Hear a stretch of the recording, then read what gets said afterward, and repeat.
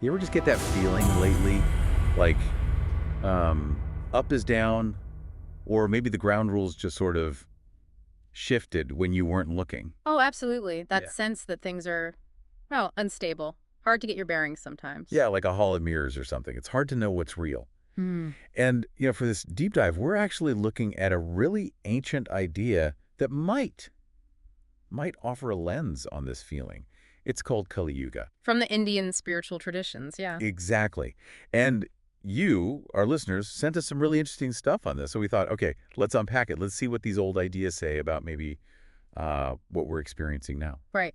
So the mission today is really to understand Kali Yuga based on the sources you shared and just explore, does it resonate? What parts feel relevant to, well, to right now? Okay, let's dive in then. So Kali Yuga, based on these texts, what is it fundamentally? Well, the texts are pretty direct. They call it the Age of Darkness or the Epoch of Adharma. Adharma. Okay, break that down. What's Adharma? Think of Dharma as the natural order, the principles of truth, duty, cosmic law, inner harmony, the things that kind of hold reality together ethically and spiritually. Adharma is the opposite.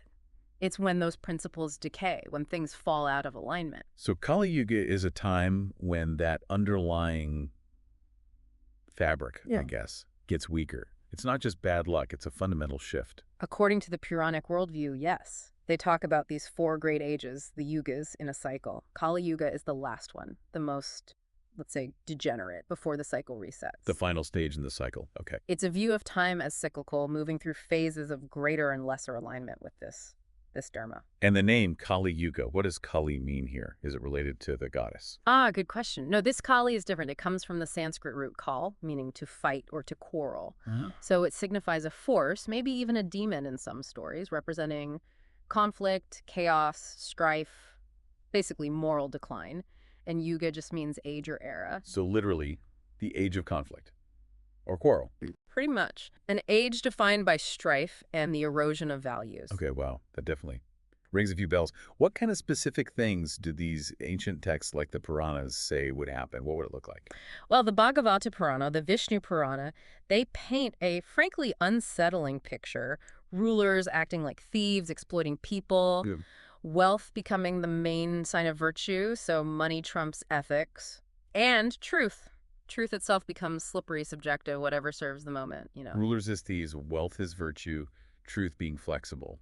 Yeah. That's uncomfortably familiar, isn't It it? resonates, yeah. Did the texts give like specific stories or examples of this slide? They do. There's the story of King Vena, for instance. It shows up in a couple of the Puranas. Okay. He basically tosses Dharma aside in his grab for absolute power, puts his own ego, his desires above everything, above justice, above the well-being of his kingdom. It's a classic example of power corrupting, leading to adharma. A timeless warning, seems like. And there was another image you mentioned, something about a demon, Kali, and a bull. Ah, yes, that's a powerful one. From the Mahabharata and Bhagava Purana. The bull symbolizes Dharma itself. Right. But in this age, it's shown standing on only one leg, very weakened. And the demon Kali is actively attacking it. Wow. But the bull is still standing, even if just barely. It suggests that Dharma, it isn't completely gone in Kali Yuga. It survives, but it's fragile. Holding on to it is a real struggle. So there's still a spark, even in the darkness.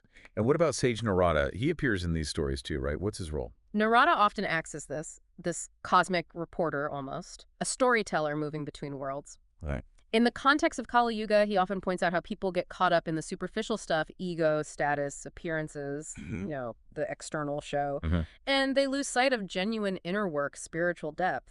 He shows how easy it is to get distracted by the noise and miss the deeper signal. Right. We get lost in the static. So if Kali Yuga isn't necessarily a literal apocalypse, what's his main kobol?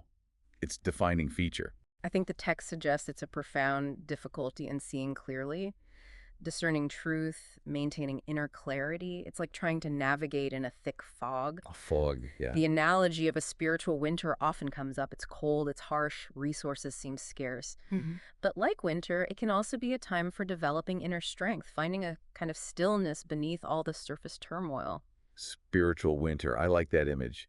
It's bleak, but also hints at resilience. You also said Arno isn't just external corruption, but like an inner turning away. Exactly. It reflects a kind of collective inner disorder, forgetting our deeper purpose, maybe becoming enslaved by our desires, our anger, our fears. We start chasing quick fixes, superficial solutions, instead of looking at the real roots of our unease or disconnection. And that feels incredibly relevant today, doesn't it? That pattern of seeking outside ourselves, the constant Yes, it distraction. does. It makes you think about that sense some people have, that maybe even places like America, which maybe once felt like they had some kind of moral clarity, seem to be grappling with this same kind of unraveling. That's a really astute point. You see potential symptoms everywhere, perhaps. The performative nature of a lot of politics, Right. the way trust in institutions seems hollowed out, even, the kind of cynical, ironic way we often engage with culture and entertainment, Yeah, the bitter and irony. the feeling that sometimes, well, that corrupt leaders or those who act without integrity seem to get rewarded or at least not held accountable in the ways we might expect. That's a potential sign of Dharma weakening. And the news cycle. The constant stream of outrage and negativity. Mm, It feels like a dopamine loop designed to keep us hooked and anxious. it can certainly function that way. Yeah. And even spirituality itself, it's not immune. It gets packaged, commodified, turned into a lifestyle brand sometimes, losing its transformative depth. Right. Something that stood out from the sources was this idea about the figures like Donald Trump, that his rise wasn't maybe the cause of a decline, but more like a symptom, an embodiment of things already bubbling up. That's a really important distinction the sources seem to make, yeah. His popularity could be seen as reflecting a broader societal disorientation, perhaps. A time when, like the texts describe, truth feels very contested, and maybe personal responsibility gets kind of sidelined. So if Dharma is corrupted at these higher levels, government, corporations, what are the downstream effects? What consequences do the texts point to? Well, you might see government becoming dysfunctional, focus more on power plays and dominance than on actually serving people. Mm-hmm. Corporations acting like, well, the texts might use terms like asuras, these beings with insatiable appetites, Huh. driven by profit above all else, sometimes causing harm. Think big tech, maybe pharma, weapons manufacturers, Any potential examples? and a justice system that maybe seems tilted, favoring the wealthy or connected. These are all potential signs of Dharma being compromised at a systemic level. And it's not just the big systems, right? It trickles down into personal values, spiritual life. Oh, absolutely. Truth becoming relative, easily manipulated, the echo chambers we live in online, reinforcing biases, Yeah. religion getting tangled up in politics or becoming just another consumer product, and freedom. Freedom without wisdom or responsibility. Well, the source had that sharp phrase, didn't it? Freedom. Freedom. Yeah, that lands. Yeah. So what does this do to us internally, living in a society potentially leaning towards dharma? The sources suggest it can lead to a deep inner emptiness, a kind of spiritual despair, even if we're surrounded by material things. We might see rises in mental health crises, addiction, loneliness, a search for meaning that feels increasingly frustrated. Like we're missing something essential. Exactly. We lose touch with what the traditions call rhythm, that sense of cosmic harmony, of being rightly related to the whole, and we try to fill the gap with, well, substitutes that don't really nourish us. And this inner imbalance then reflects outward, Mhm. contributing to things like climate change, ecological breakdown. That's the connection the texts make. When we disregard the fundamental laws, physical, psychological, moral, narratist, the outer world mirrors our inner state in this view. Okay, so it's a challenging picture, but it's not all doom and gloom in these texts, is it? They offer ways to navigate this. You mentioned apadharma. Yes, apadharma. It's a really crucial concept, especially from the Mahabharata. It basically means dharma adapted for dark times, for emergencies or periods of chaos. Adapted dharma. How does that work? It means honoring the spirit of dharma, truth, compassion, non-harm, even if the situation forces you to bend the conventional rules. Sometimes sticking rigidly to the letter of the law in a corrupt system can cause more harm. It's about acting with wisdom, without attachment to the results, trying to discern the right path even when everything is murky, serving truth even when it's risky. Think of Krishna's advice to Arjuna on the battlefield. So it requires real discernment, not just following rules, but understanding the deeper principle. The source gave examples like civil disobedience, whistleblowing. Exactly. Or sheltering someone persecuted, maybe even lying to protect an innocent life from unjust harm. Situations where upholding a higher good might mean breaking a lesser rule. It's ethical complexity. That makes sense. And the source also had this hopeful note that darkness makes the light stand out more, that people might actually turn towards wisdom in these times. Yes, that's a key paradox.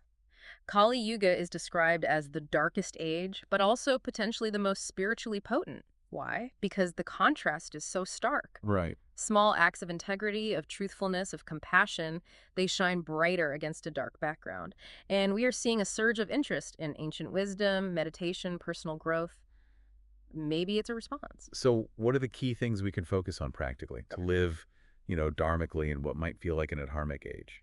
The texts consistently point to core values, such as truthfulness, not just in words, but in our intentions and actions. Okay. Ahimsa, non-harming, which today definitely extends to how we speak, how we behave online, not just physical acts. Good point. Tapas, which is like self-discipline, austerity, resisting the pull of constant gratification, cultivating focus, Shraddha, having trust or faith in something deeper beyond the chaos. Cost, yeah. Dana, selfless giving, sharing what we have, our time, energy, resources, without expecting payback.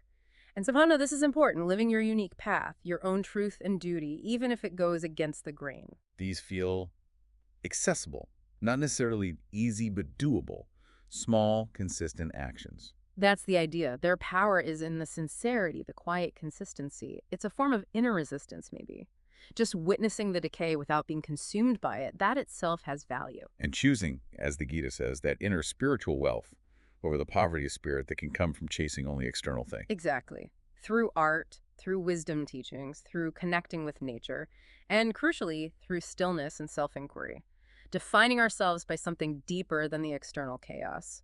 For listeners interested in exploring these themes more, that's really the heart of what we discuss over at the Awakening Spirit. Right, so pulling it all together, this sense of decline, of things being upside down, it's not just us.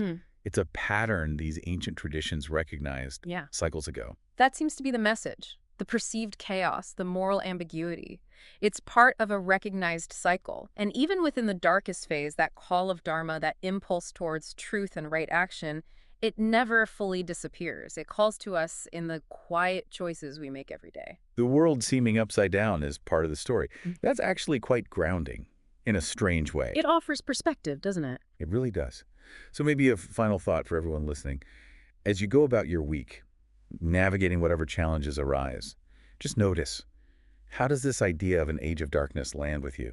Where do you feel it, if at all, in your own life or in the world? And perhaps consider how looking through this ancient lens, this Kali Yuga framework, might shift your perspective. Could it offer a different way to understand what's happening and maybe even inspire different choices for you? What really matters most to you, deep down, in these complex times? That's something worth sitting with, exploring for yourself.